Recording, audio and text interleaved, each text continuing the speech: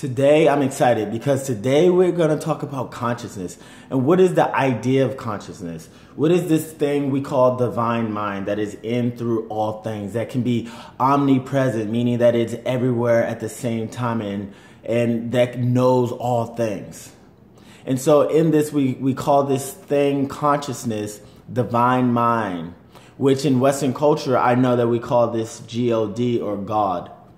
And so today we're going to actually talk about the individual expression of God, which is us, which is the mankind, meaning one man or man. And so in this, we're going to unpack what is that individualized expression called consciousness, which basically breaks down to your beliefs, thoughts, attitudes, your values, actions, and words. And those combined are what we equate, or the totality of that is what we call consciousness. And so we're going to talk about the 4 levels of consciousness, how we have the mortal man, which is basic man. Then we come into the metaphysician, and this is the man that becomes more awake, realizing that there's more to life. Then we come into the 3rd phase, which is the mystic. And now the mystic 3rd stage of consciousness is the person that can actively co-create, go out and literally, deliberately co-create an experience that they desire to have. And now we have the last one, which is the master. Now the master is what we consider the Christ, the Buddha, any human being that's even Mother Teresa, the Oprah Winfrey's, Deepak Chopra, Wayne Dyer, T.D. Jakes, any of these human beings, whether they be in a traditional religious sect or they're in a spiritual vein, that they're all in this elevated state of consciousness. Now, whenever we're in this state of consciousness, though, remember we go in and out of these stages. So primarily, most of us are going to be in the stage 2 or 3. And stage 2 or 3 doesn't mean that you've become or made it, or even the level of master, because we've all had glimpses of being our elevated or our most highest self. And a lot of times I equate this with athletes. A lot of times whenever you're performing or you're actually out there in the game and you do a move or you react and you see things in a slow motion, or your body you have this out of body experience, that is what you call that you're in your highest elevated state, which is your 4th level of consciousness. All right. So let's rewind. Let's go back to stage 1. Stage 1 is victim mentality. Now in victim mentality, this is a mentality where everything just happening to me. This is where superstition and bad luck is primarily ruling your life, where anything that happens, we equate it to, it was just bad luck, or it was the past, or it was my parents, or it was all these external influences are the reason why I am who I am today. It takes no ownership. It's also the survival man, like the man that's always clawing just to be alive, just to breathe, that they're always in survival mode. They're always thinking in terms of lack. And their thought system is more like, why is this happening to me? Why do that other person have good luck and I have bad luck? That is victim mentality, right? And so in this, when you're in stage 1, moving into stage 2, it is important that we do not unconsciously blame ourselves, because it is easy for our mind to start going down that negative path of blaming ourselves unconsciously, or guilt or condemnation. This is also the opportunity for you or this person to let go of shame, blame, and guilt from themselves and from every single person that has done them wrong. All right. So now let's move forward to stage 2. Stage 2 is the metaphysician. And so the metaphysician comes into this awareness. This is a time where I begin to look at the world at a bigger lens. I begin to realize there's a power greater than myself that is orchestrating all these things, that there's a power in the world that literally creates worlds, universes at a macro level and a micro level, meaning within the body at the smallest level. And so while we're in this stage, the thought process is more a lot like I can influence my life. that I may not know how, I may not know all the techniques, but I'm going to learn how to develop myself. I'm going to learn how to think better. I'm going to take more actions in the way I talk to people. I'm going to take more responsibility and anything that I did wrong, and I'm going to try to make this right. This is the time where we begin to grow, expand, and unfold. We also begin to use tools, spiritual tools like affirmations. Even though I feel one way, I'm going to deliberately think another. I'm going to use these verbal affirmative statements that this is who I am today, even though the feeling may not be there. That I'm going to do this because I know eventually that my thought process will end this way. This is when we start using visualization, when we start sitting, clearing our minds, and allowing a power greater than ourselves, spirit, to come through us and give us visions or images that unfold at a higher level. Now, visualization and using your imagination are two different things. Imagination is something that generally we engage in. Like, I can imagine myself speaking to you on camera before I started to speak to you. But a visualization is more you're receiving it from, you're downloading it, and it's coming in image form. Then we start using things like vision boards and manifestation boards. These are things that we literally use images. Pinterest is an app that kind of gives you an example of dream weddings or dream ideas that you want and desire, which later you'll understand that it helps impress upon the subconscious mind, which your subconscious mind, literally, it's a silent worker. It's always working, trying to create that which is impressed upon it mostly. Okay? And this is also the opportunity to give up power and control. So next, when we're moving into level 3 of consciousness, this is an opportunity for me to also realize that there's a power at work that is still greater than I am, because the snare or the trap can be is that I am now powerful. I am God. And I am creating all this. It is good that you remember that you're co-creating, that you're not the creator. You are, in a sense, a creative person, but you're not the creator. Okay?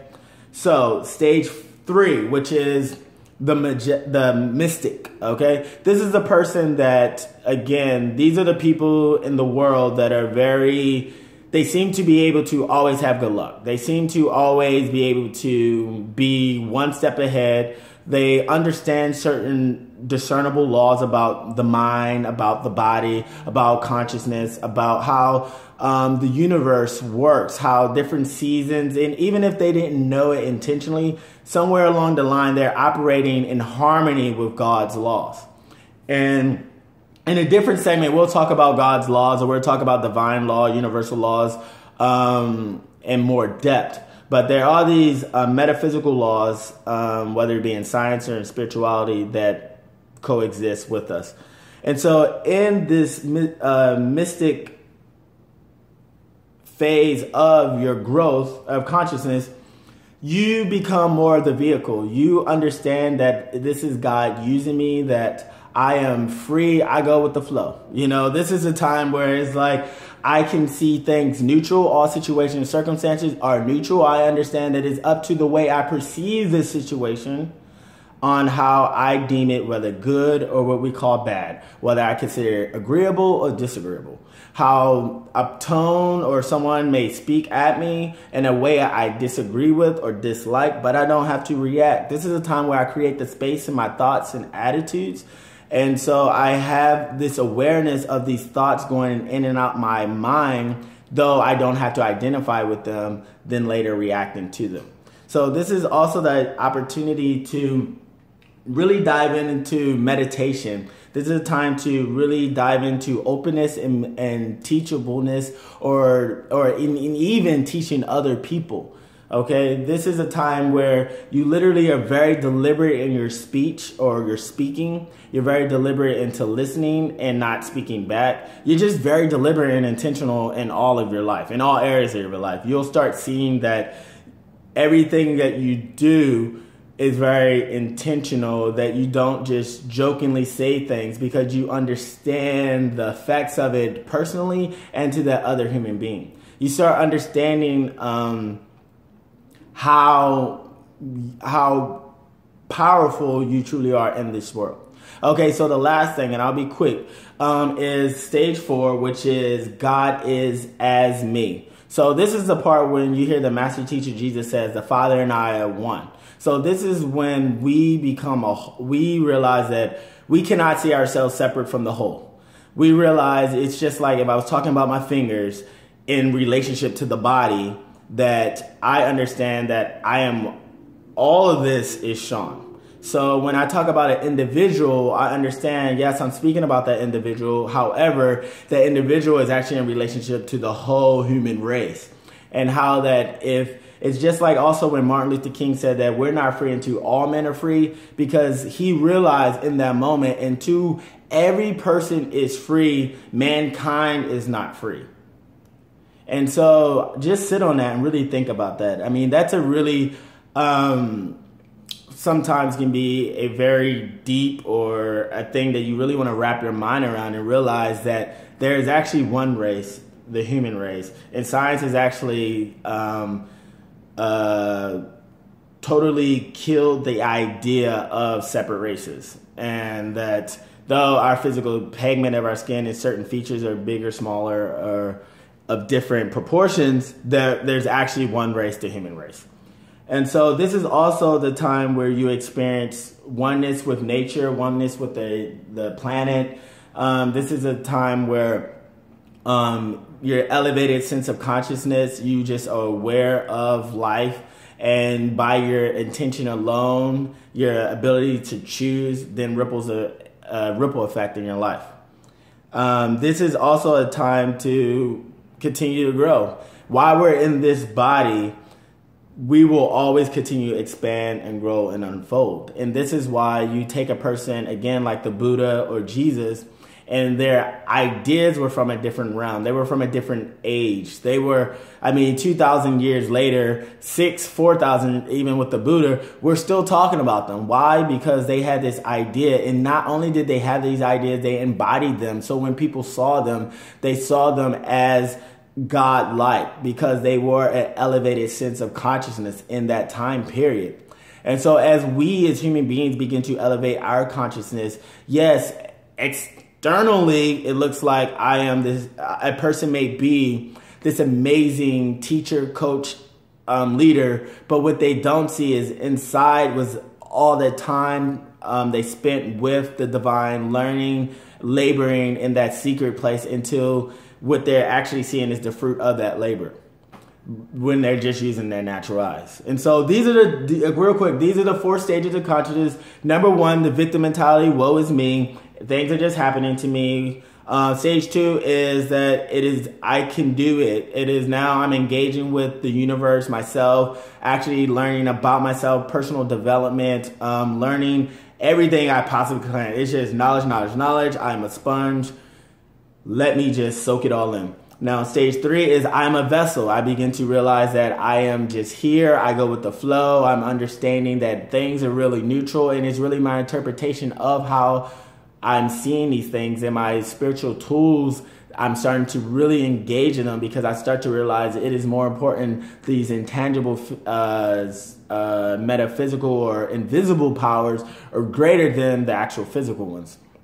Then in stage 4 is that I am a master of my situations. I'm a master on this planet, that, I become in heightened awareness of myself and others, and I begin to see myself as a whole, that there is no real just individual me. There is me, but it is me in relation to my family, to my workplace, to my environment, to everything around me. And so thank you. This has been great. Keep listening, because we got more to come in the future. And y'all have a great day.